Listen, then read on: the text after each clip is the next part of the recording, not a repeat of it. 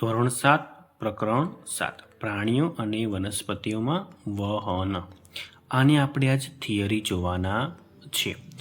જેમ કે પ્રાણીઓ હોય કે વનસ્પતિ હોય, એને આપણે જીવન જીવવું હોય તો હવા, પાણી અને ખોરાકની જરૂરિયાત રહે છે.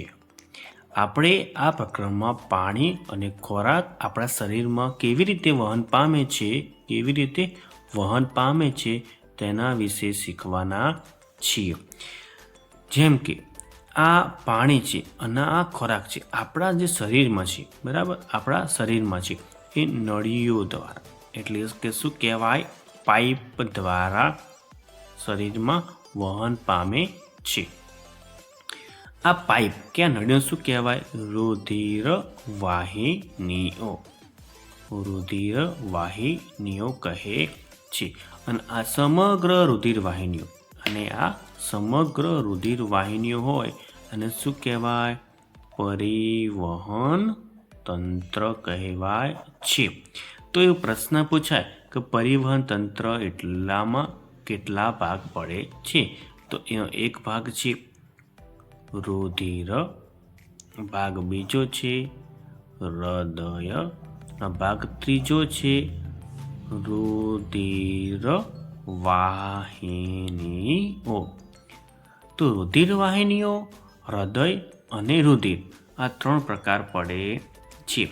તો રુધિરમાં કેટલા પ્રકાર પડે છે? કે જેમ આપણે આપણા શરીરમાંથી, જેમ કે આમાંથી કંઈક ટપકું લોહી પાડીએ, બરાબર, ટપકું લોહી છે, તો એમાં 2 પ્રકાર હશે. કેટલા હશે? 2 પ્રકાર. એકમાં હશે રુધિર રસ અને બીજા હશે રુધિર કણો. રુધિર રસ હશે અને રુધિર કણો હશે. આનું અંગ્રેજીમાં નામ કયું કહેવાય? પ્લાઝ્મા, બરાબર. અને આમાં છે રુધિર કણો. રુધિર કણો કયા પ્રકારના હોય છે? 3 પ્રકારના હોય છે. એક પ્રકારના હોય છે WBC, એક હોય છે RBC અને ત્રીજા હોય છે પ્લેટલેટ્સ.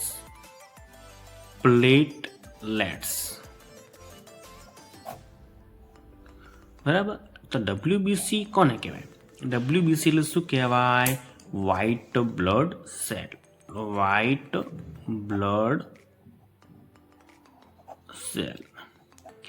RBC એટલે શું કહેવાય? Red blood cell. તો આ નામ કેમ લખીએ છીએ કે પરીક્ષામાં પણ 1 માર્ક્સનો MCQ હોય છે. 1 માર્ક્સનો MCQ પણ આમાંથી પૂછાય છે કે WBC નું પૂરું નામ શું કહેવાય? White blood cell. RBC નું પૂરું નામ શું કહેવાય? Red blood cell. તો આ WBC એ રુધિરનો ભાગ છે. આ રુધિરનો પ્રપકુ છે, રુધિરનો ભાગ છે, જે પરિવહન તંત્રનો ભાગ છે. તો આમાંથી આમ જે એનો આ ભાગ પડ્યો, એમાંથી આ ભાગ પડ્યો, તો આ આપણા શરીરમાં શું કામ કરે છે? તો WBC છે, વ્હાઇટ બ્લડ સેલ છે, એ શું કહેવાય? શરીરની આર્મી. તો આપણને ખબર છે કે આર્મી શું કામ કરે? આર્મી એ આપણા દેશની રક્ષા કરે છે, આપણા રાજ્યની રક્ષા કરે છે. એવી રીતે આ જે આર્મી છે એ શરીરમાં રોગો સામે રક્ષણ આપે છે. રોગો સામે લડે છે કે રોગો સામે રક્ષણ આપે છે. તો આ RBC શું કરે? RBC છે એ શું કહેવાય? રેડ બ્લડ સેલ, જેમાં શું હોય છે? હિમોગ્લોબિન હોય છે. આ હિમોગ્લોબિન એટલે શું? હિમોગ્લોબિન છે એના જ કારણે આપણા શરીરમાં જે આપણે હવા લઈએ છીએ, હવામાંનો જે શું હોય છે? ઓક્સિજન. એટલે શું કહેવાય? O2. આ શું કહેવાય? ઓક્સિજન છે એ દરેક સેલ એટલે કે કોષ પાસે પહોંચે છે. જો હિમોગ્લોબિન ન હોય તો ઓક્સિજન પહોંચે નહીં. ઓક્સિજન ન પહોંચે તો દરેક કોષ ધીમે ધીમે શું થાય છે? મૃત પામે છે. અને ધીમે ધીમે જો મૃત પામે તો આપણા શરીરમાં ધીમે ધીમે એ અંગ શું થાય છે? નબળો પડે અને અંતમાં શું થાય? એ રહ્યો નકામો બની જાય. એટલે શું કહેવાય? એટલે લકવો પડી ગયો કહેવાય છે. ધીમે ધીમે એવું થાય, પણ આપણા ચેપ્ટરમાં આ છે નહીં, બરાબર? એટલે આપણે આને નીકાળી દઈએ. હિમોગ્લોબિનના કારણે આ જે છે ને, આ જે રુધિર જે લોહી છે ને, કેવો રંગ થાય છે? લાલ રંગ થાય છે. લાલ રંગ થાય છે.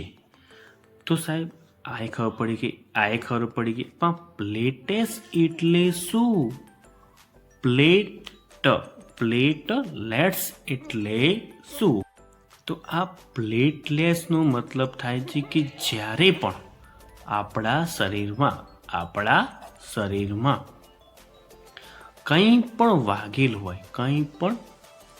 હોય, પછી લોહી નીકળે છે, બરાબર? તો આ લોહીને ગંઠાવવાની ક્રિયામાં ભાગ ભજવે છે. મતલબ કે જ્યારે પણ આપણે કંઈક વાગે છે, બરાબર? જેમ કે આ શરીરમાં કંઈક વાગ્યું હોય તો અહીંયા પણ ખબર છે કંઈક લોહી જામી જતું હશે. કે એ જામવા માટે શું જોવે? એના માટે આ પ્લેટલેટ્સ જોવે. ક્યાં આવે છે?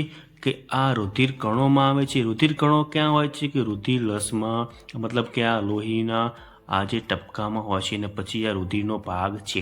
જો શરીરમાં પ્લેટલેટ્સ ન હોય તો લોહી ચાલુ રહે છે અને શરીરમાંથી લોહી નીકળી જાય છે અને વ્યક્તિ પણ મોતને ભેટે છે, બરાબર? એટલે શરીરમાં આ પણ જરૂરી છે, કેમ કે રુધિર ગંઠાવવાના કામ આવે છે. આના કારણે લોહીનો રંગ લાલ હોય છે અને ઓક્સિજન આખા શરીરમાં ફેલાય છે. અને આનો આપણે શરીરમાં કંઈ પણ રોગ હોય, તાવ આવ્યો હોય, કંઈ પણ થયું હોય તો એના સામે રક્ષણ આપવા માટે WBC હોય છે. એટલે RBC, WBC અને પ્લેટલેટ્સ આપણા શરીર માટે બહુ જ મહત્વપૂર્ણ કામ કરે છે. એ ક્યાં હોય? લોહીમાં હોય, બરાબર? લોહીમાં એક બીજો ભાગ હોય છે રુધિર રસ. તેના વિશે આપણે ભવિષ્યમાં ચર્ચા કરીશું.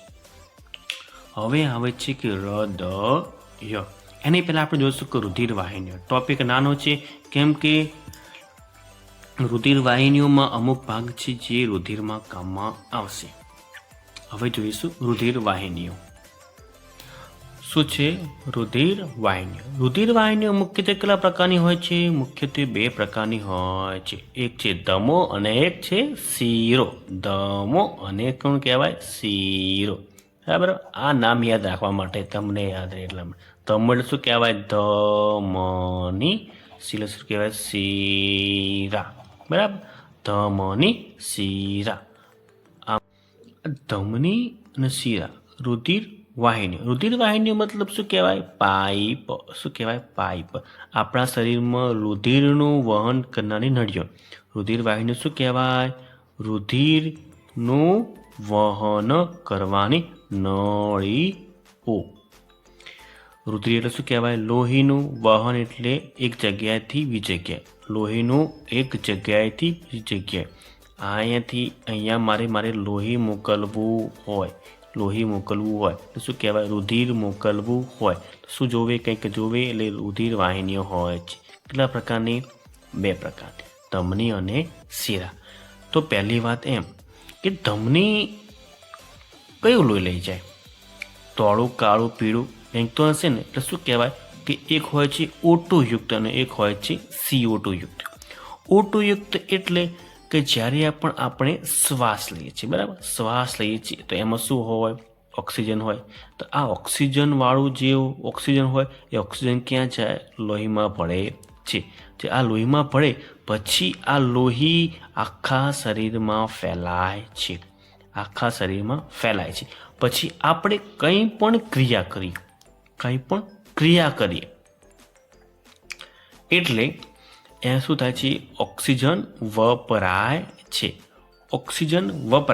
એટલે પછી શું કહેવાય? એમાંથી શું બને? કાર્બન ડાયોક્સાઇડ બને. એટલે શું બને? CO2 બની જાય. ઓક્સિજન હોય, આપણે શ્વાસ લઈએ, ઓક્સિજન હોય છે, ક્યાં જાય છે? રુધિરમાં જાય છે, આખા શરીરમાં ફેલાય છે.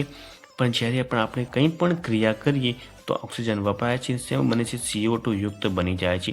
મતલબ કે એવું છે કે આ સાંભળે O2 હોય છે પછી O2 વગરનું એટલે શું કહેવાય? CO2. ઓટું વગરનું.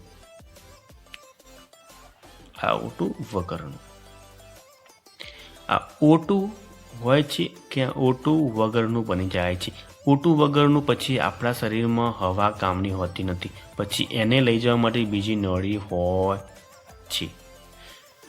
બરાબર.